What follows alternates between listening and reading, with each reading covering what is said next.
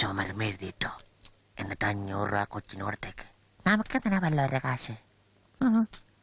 നാണക്കേടല്ലേ? നമുക്ക് അഭിമാനമല്ലേ വലുത്? അഭിമാനില്ലേ? അഭിമാനം ഇല്ലേന്ന് ചോദിച്ചാ സത്യം പറഞ്ഞ ഞാൻ അറിഞ്ഞോണ്ടല്ല. ഈ അമിതാഭ് ബച്ചനും ജയബാദ്രി അഭിനയിച്ച അഭിമാൻ ഇല്ലേ? ഓ, അതില്ലാത്ത ചില ആളുകളോട് വന്നു പോകുന്നുണ്ട്. അത് മാത്രം ഇവിടെ വെക്കാറില്ല. സേട്ടു പാപ്പ, ഓ, ഈ അഭിമാൻ കിട്ടണമെങ്കിൽ 500 രൂപ കൊടുക്കേണ്ടി വരും അല്ലേ?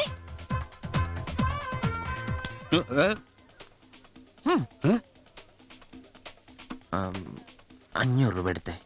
ഒരു 500 രൂപ തരാൻ. ഈ സമയത്ത് ഞാൻ പ്രായം നോക്കൂല മോനെ. ഈ കയ്യകലത്തുനിന്ന് മാറി നിന്നേക്ക്. എടാ, 500 രൂപ ഞാൻ ആരാണ്? സേട്ടല്ലേ? ഇപ്പൊ ഒരു പാട്ട് മാത്രമേ ഉള്ളൂ. നോക്ക്, നീ ഒരു കാര്യം ചെയ്യേ. നീ ഒരു കാര്യം ചെയ്യേ. 500 രൂപയ്ക്ക് അത് 2 കിടക്കെടുത്ത് കൊടുത്തേക്ക്. കിടക്കായിട്ട് കൊടുത്താ തെറ്റിദ്ധരിക്കില്ലേ? എന്നാ പിന്നെ നീ വേറൊരു കാര്യം ചെയ്യേ. എന്താ? എന്നെ അങ്ങോട്ട് പണയം വെച്ച് എന്നിട്ട് കിട്ടണ അങ്ങോട്ട് കൊടുത്തേക്ക്. അല്ല, ഞാൻ 5 പൈസ അല്ല ചോദിച്ചത്, 500 രൂപയാ.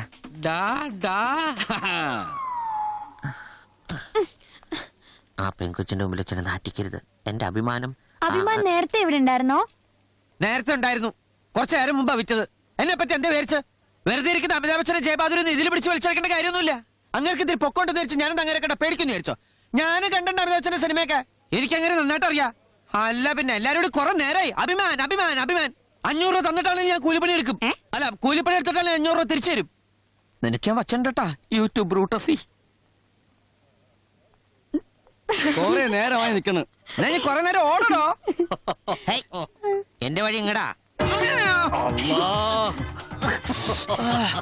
ചേട്ടാ, ഒന്ന് ആശുപത്രി വരെ കൊണ്ടുപോ. മൂക്കിന്റെ ബ്രിഡ്ജ് പോയി.